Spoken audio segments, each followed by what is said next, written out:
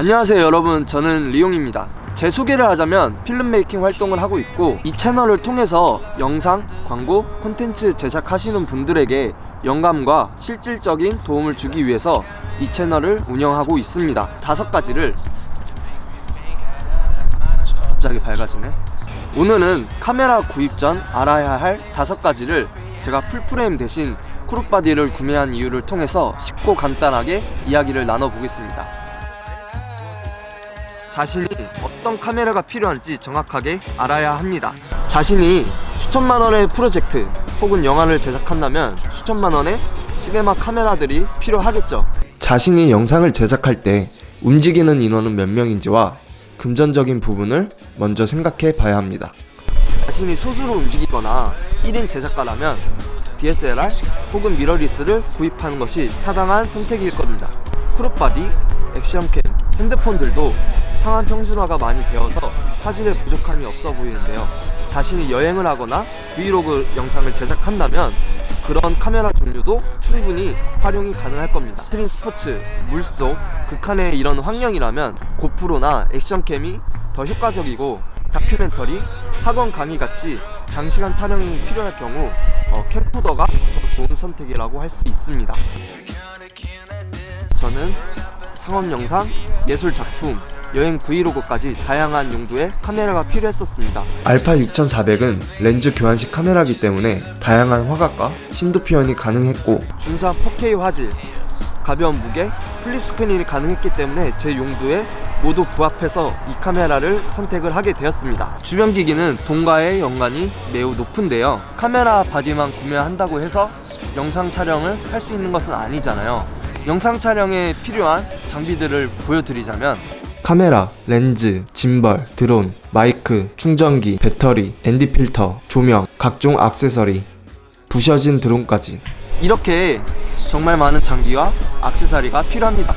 저는 이 6400을 구매하기 전에 풀프레임, 영상을 풀프레임이지 라는 생각에 사로잡혀 있어서 이런 것들을 전혀 생각하지 못했었는데요. 저는 이 알파 6400을 구매하기 전에 A7M3라는 풀프레임 바디를 구입한 적이 있었습니다. 이렇게 비싸고 좋은 풀프레임 카메라를 구매해놓고 다른 렌즈, 드론, ND 필터와 같은 장비와 액세서리를 구비하지 못했었기 때문에 당연히 좋은 영상, 제가 생각한 영상을 만들어내지 못했었습니다. 그리고 한 달 동안 라면 신세를 져야만 했죠. 한국인은 신라면. 이렇게 카메라뿐만 아니라 렌즈 및 다양한 장비들이 영상에 미치는 영향이 큽니다. 저는 제 영상에 다양한 것을 그리고 표현하고 싶었기 때문에 풀프레임 바디를 판매한 이후에 드론과 렌즈 2개를 추가로 구매할 수 있었습니다. 여러분들도 비싼 카메라를 구입하시기 전에 카메라가 비싸지면 렌즈도 비싸지고 그에 걸맞는 주변 장비들도 비싸지는 것을 다시 한번 생각해 보셨으면 좋겠습니다. 그리고 집에서만 영상을 찍을 수 있는 건 아니잖아요. 영상을 찍으려면 많은 곳을 가봐야 할 텐데 그런 곳에서 발생하는 지출도 계산해 보시고 카메라를 구입해 보셨으면 좋겠습니다. 세 번째는 정말 중요한 무게인데요.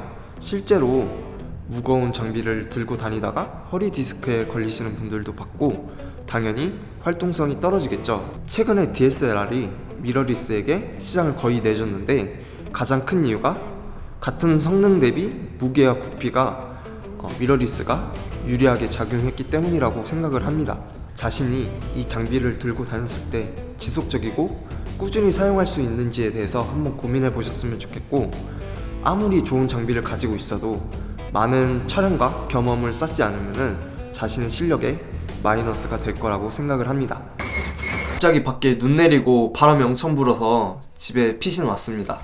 여기서 다시 진행하도록 할게요. 어떤 카메라를 쓰더라도 가장 중요한 건 자신이 생각하는, 원하는 결과물이 나와야겠죠. 저는 그래서 카메라 구입하기 전에 이 카메라 정도로는 어느 정도의 결과물이 나올까에 대해서 많이 검색을 해봤었습니다. 저는 이런 과정이 카메라를 구입하기 전에 화소나 화질 이런 세세한 정보들을 알아가는 것보다 더 중요하다고 생각을 하고, 이러한 과정 속에서 각 카메라 제조사들의 결과물을 비교해보고 후회 없는 선택을 할 수 있었습니다. 편집을 하다가 이 부분이 좀 마음에 들지 않아서 다시 촬영을 하게 됐습니다. 당연히 저는 높은 퀄리티를 원했음에도 불구하고 풀프레임 대신 크롭바디를 구매한 이유에 대해서 말씀드리려면 풀프레임과 크롭바디가 무엇인지 어떤 차이점이 나는지 알고 가야 할 것 같습니다. 빛을 담은 센서의 크기가 가로 36mm, 세로 24mm가 바로 풀프레임입니다. 과거에 사용했던 필름 센서 크기를 그대로 가져온 거고요. 크롭바디는 말 그대로 풀프레임 센서에서 잘랐다는 의미입니다. 크롭바디의 경우 주로 1.5에서 1.6배 크롭이 되는데 저는 이 영상에선 1.5배 기준으로 말씀을 드리겠습니다. 자, 그러면 이렇게 크롭이 됐을 때 어떤 게 달라지냐? 똑같은 30mm 렌즈를 사용했을 때 풀프레임에서는 그대로 30mm 화각을 나타냅니다. 하지만 크롭에서는 1.5배를 곱한 45mm 화각을 보여주는 것이고요. 일단 풀프레임은 크롭바디보다 같은 조건일 때 아웃포커싱, 즉 심도 표현이 더 좋습니다. 여기서 풀프레임이 대충 아웃포커싱이 잘 된다 라고 말할 게 아니라 왜, 어떤 상황에서 어떻게 했을 때 더 잘 되는지 아셔야 합니다. 제 구독자분들, 영상을 보시는 분들은 이런 걸 아셔서 그냥 뭐 대충 풀프레임이 심도 표현이 좋다 해서 그런 풀프레임을 구매하는 일이 발생하지 않도록 제가 말씀을 드리는 거고요. 이것을 아셔야 여러분이 렌즈를 선택할 때도 도움이 되실 것 같아요. 심도 표현과 관련된 것은 3가지 정도가 있는데 바로 조리개값, 초점 거리, 피사체와의 거리입니다. 여기서 이미지 센서가 풀프레임이 아닌 크롭일 때 영향을 주는 것은 3번 피사체 거리입니다. 같은 곳에서 촬영을 했을 때 크롭바디일 경우 이미지 센서 크기만큼 잘리게 되고 풀프레임과 같은 화각을 맞추려면 피사체에서 뒤로 가야 하는데 이때 피사체와의 거리가 멀어져서 이미지의 크기뿐만 아니라 심도 또한 영향을 받는 것입니다. 다음은 고감도, ISO 노이즈 억제력에 대한 이야기인데요. 빛이 부족하면 ISO를 높이게 되는데 이때 노이즈 문제가 발생하게 됩니다. 이러한 상황에서 풀프레임이 크롭바디보다 훨씬 더 좋은 노이즈 억제력을 가지게 됩니다. 단 똑같은 화소를 가지고 있을 때인데요.